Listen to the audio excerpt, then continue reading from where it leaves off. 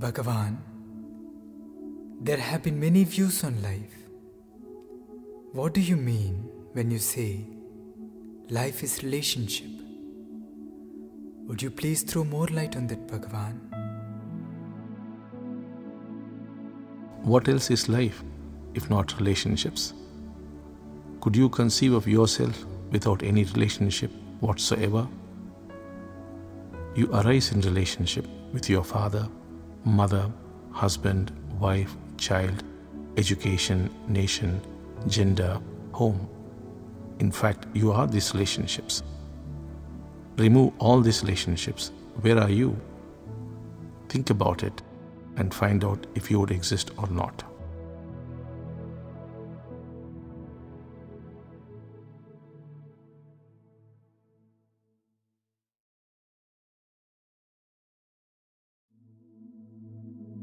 Bhagavan, world over, there is apprehension about the growing violence and ever-increasing wars.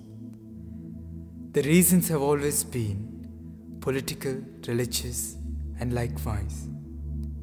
Bhagavan, what could we as individuals do to stop these calamities?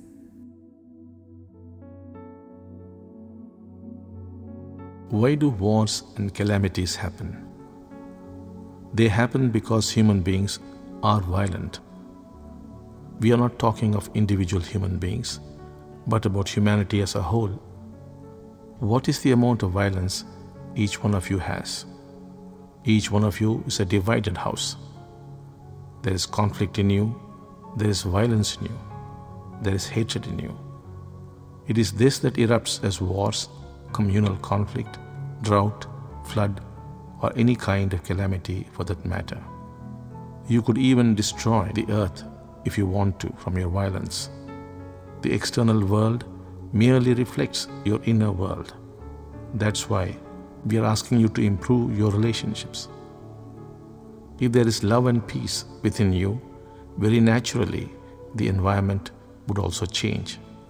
The atrocities you come across would cease to exist. If people change, the world would change. Otherwise, you would destroy yourselves. It is your conflict that is erupting through a terrorist or a tyrant. Just like water flowing through a weak pipe would burst out somewhere, so also the collective violence of humanity would emerge through an individual or a group. There is only one mind, and each of you are a part and parcel of this mind. Do not blame someone else. You are responsible. If you would discover this, the world would certainly be a better place.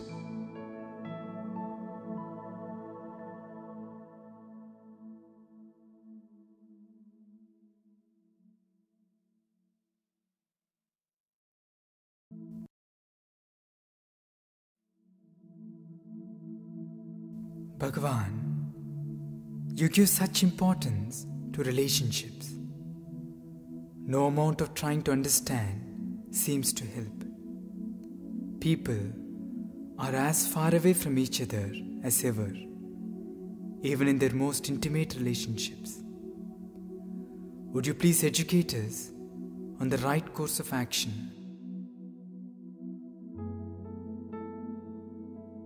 You suffer because you try to understand. Trying to understand and finding fault would never help. It is like peeling an onion. You could go on peeling and you would arrive nowhere. If you were to read psychology or philosophy and try to explain or understand the other, there is no hope for you. You judge because you do not feel connected to the other. If only you would have learnt the art of experiencing the other, whether it is your spouse, your parent, or your child, you would be in joy. I often give an example of a strange couple that I met. He was the dean of a medical college who married a vegetable vendor. It was the most ill-fitting marriage anyone ever saw. He was handsome, well-read, cultured, and prosperous, and she was the opposite. Their marriage was strange because they got into an agreement before marrying that neither would ask the other to change. He experiences her wild and rustic ways, while she experiences his dignity and calmness, neither trying to change the other. It is one of the most successful marriages that I've ever seen.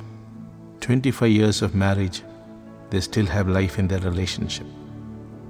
If you could experience your wife as she nags, screams, or yells at you, that would be most beautiful. Similarly, when your husband bothers, troubles, or is indifferent to you, if you could experience him without trying to change him, there would be joy. This is the only way you could set right your relationships, because relationships then become a source of joy. If you know this art of experiencing your spouse, you are then not only happy with your spouse, you are happy with everything in life. You would then experience a cup of coffee, the banana you eat, and your everyday morning walk. You would know you are walking in heaven. It might look difficult to you, while it is not.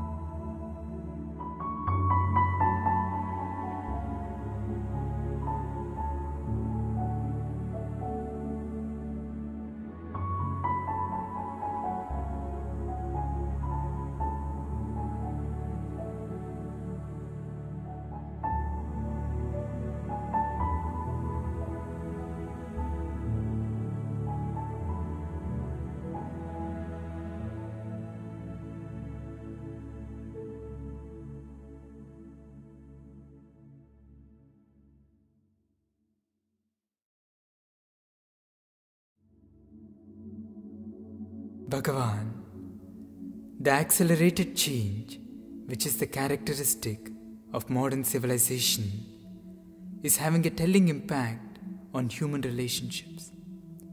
Families are breaking apart. The worst hit are the children and the youth. Bhagavan, what could the children and the youth do to help themselves and their parents? As you start relating to your parents with greater love and concern, strangely you would find that they would start relating between themselves in a better way. So children could bring about better relationship among the parents by improving their own relationship with the parents. It is not given to you to judge them or condemn them. No matter who or what they are, if you would love them and respect them, you would find things automatically working out for you. Parents want you to be their children. You should not try to advise, argue, or dictate to them. If you experience your father or mother dominating you without resisting it, it would give you great joy. That itself would transform your parents. In course of time, you would see your own parents coming together. This has happened any number of times among the youth.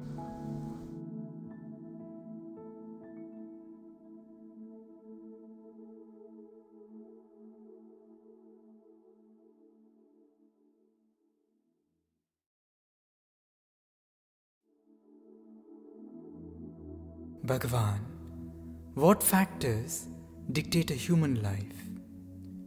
What should one do to receive abundant grace?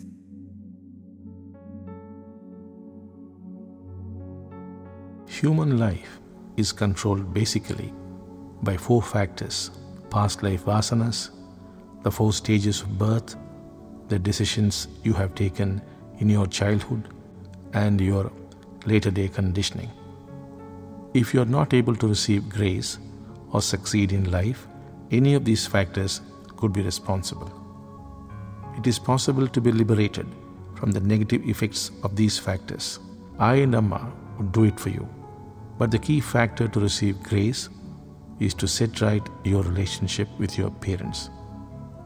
In which case, I and Amma would be very, very powerful in you. We would guide you and help you wherever and whenever necessary.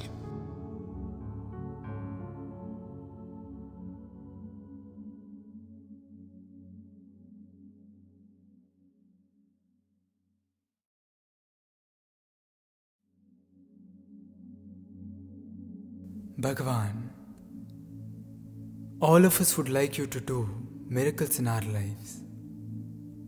Could you please tell us, Bhagavan, what we should do to make this happen?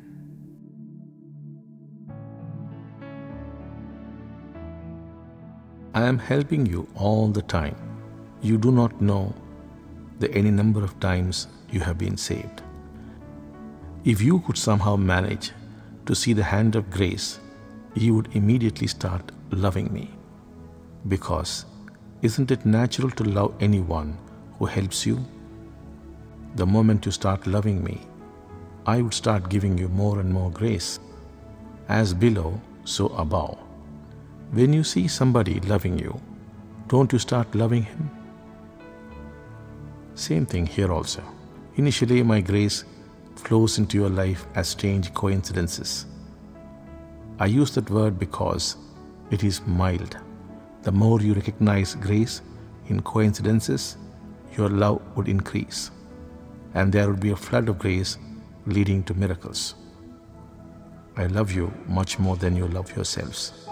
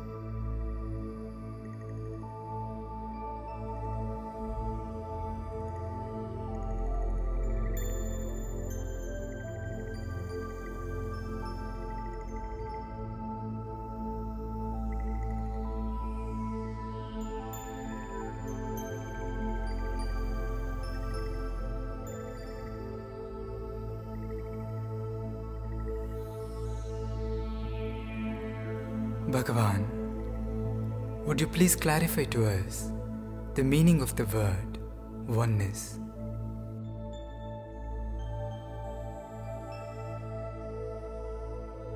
There are several degrees of oneness. Let us first look at oneness within oneself. Right now, you are not an individual. You are divided within. You are a crowd inside. You, who is the son or daughter of so-and-so, the father, the husband, or the friend of so-and-so. You, who is the employee or the employer of so-and-so. There are so many beings within who are all the time talking. Then again, there is your conscious and your unconscious self, your authentic and your inauthentic self, all having a dialogue all the time. You are that dialogue. When the dialogue shuts down, you become all one inside. Alone means all one. There is no more division. At the next level, you would find oneness with your fellow human beings. At the third level, you would discover you are one with the earth, the tree, the water, and the sky. You are one with nature. You discover you and the universe are one. Ultimately, you discover you and God are one. You would discover you are God. I intend to take you step by step to the final oneness.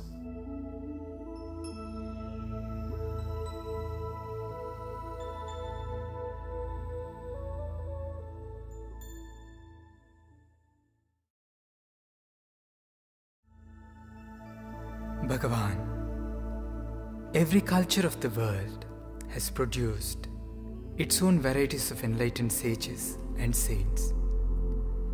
There is a widespread confusion in the minds of the seekers as to what is enlightenment and whether enlightenment is one single state of consciousness or are the different states of consciousness.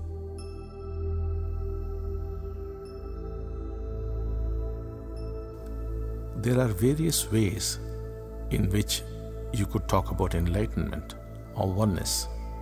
If you are a neuroscientist, you would say it is the shutting down of the parietal lobes. If you are a psychologist, you would say it is the loss of the sense of self. If you are a philosopher, you would say the sense of separation is gone. A mystic would say, I am experiencing reality as it is. A spiritual person would say, I have achieved unity consciousness. With regards to the next part of the question, as to whether there is one single state common to all of mankind, it is not so. The experience is different for different people.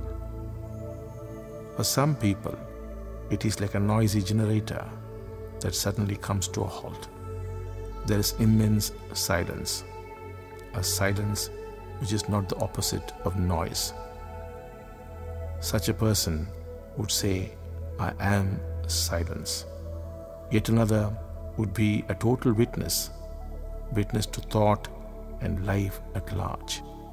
Some others would land in a state of such compassion and oneness that there is no separation from the other whatsoever. Another person would experience causeless love and limitless joy. Yet others would experience cosmic consciousness, the state of Aham Brahmasmin. Whatever the experience, the common denominator is the absence of personal suffering. Problems could still be there, but they would not affect you anymore. Because there is no person, there cannot be personal suffering. You would nevertheless sense the suffering of the world. However, all this is talk, which is of not much use. You would have to get there, and I would get you there.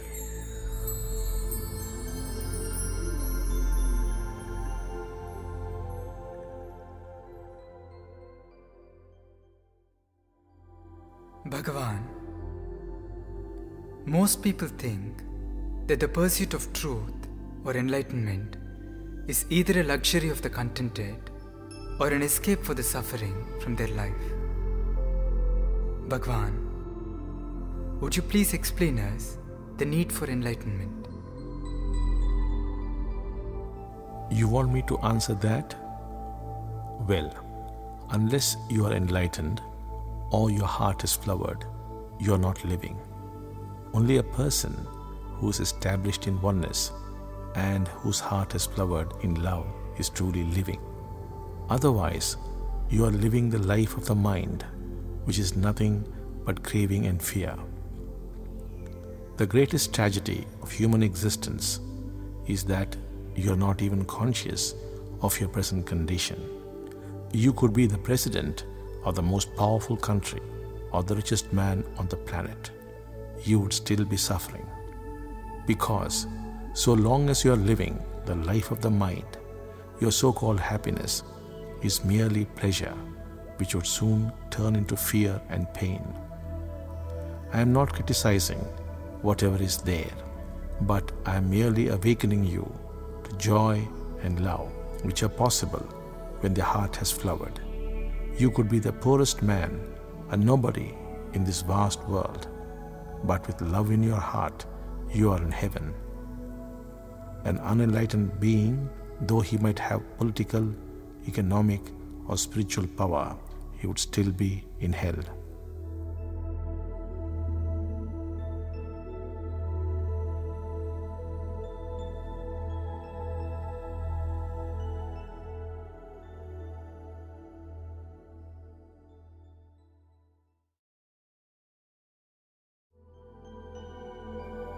Bhagavan, what does the Upanishadic statement Tattvamasi mean? Who is the experiencer behind every experience?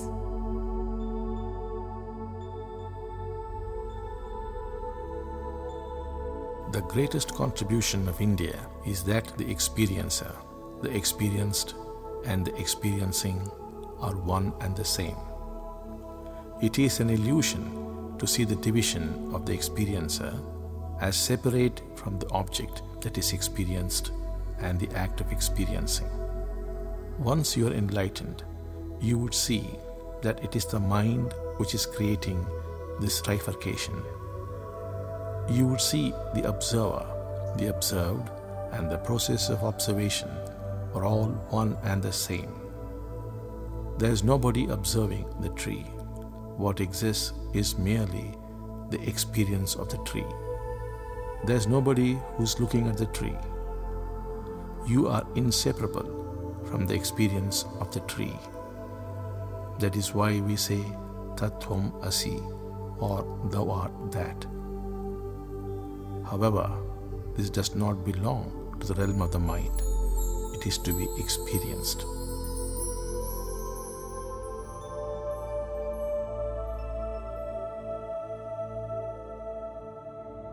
Bhagavan, who is God? Is God one or many? God is both the unmanifest and the manifest. The unmanifest God is unknowable. The manifest God is knowable. God manifests as a presence, as light, or as a form.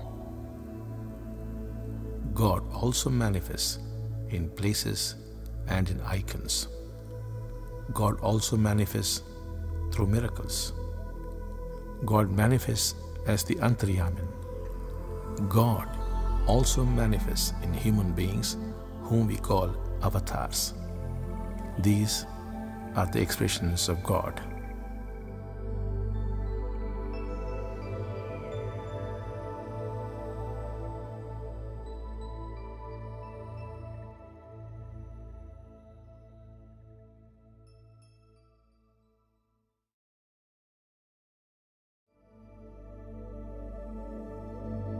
Bhagavan, seekers have time and again sought to know the meaning of the Mula Mantra. Chanting the mantra has affected the lives of millions. Would you please explain to us the meaning of the mantra, Bhagavan?